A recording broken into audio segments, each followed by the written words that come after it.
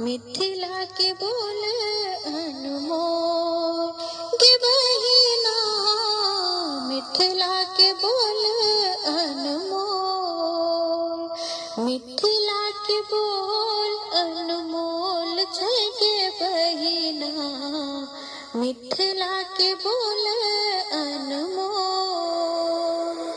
कोयली के रदान तान आम के डलिया, मैना के संग गीत गावे से होलिया।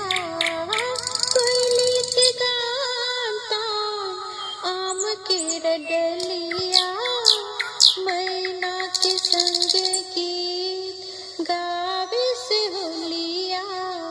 टिटही के तरंग बोले, महफा मृदंग झाले, बज बज के बा आचकोर छै गे बहिना, मिथिला के बोल अनमोल गे बहिना, मिथिला के बोल अनमोल। अयाची के बारी में चतरल गेन्हारी, साजल सरहची संग करमी बेचारी। अयाची के बारी में चतरल गेन्हारी, साजल सरहची संग करमी बेचारी।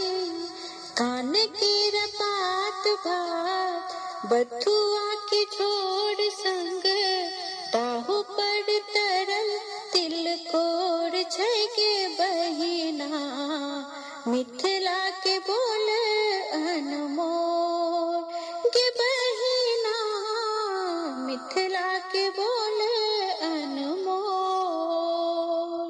मिथिला के शान मान दही और चूड़ा, खटर कका के रजका रेहू के मूड़ा।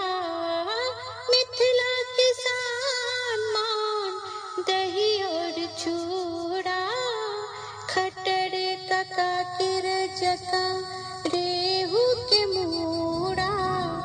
बांस के कोरो पर लतरल पोरो जका, दाबा पर दबल अखनो ओल छै गे बहिना, मिथिला के बोल अनमोल गे बहिना, मिथिला के बोल अनमोल।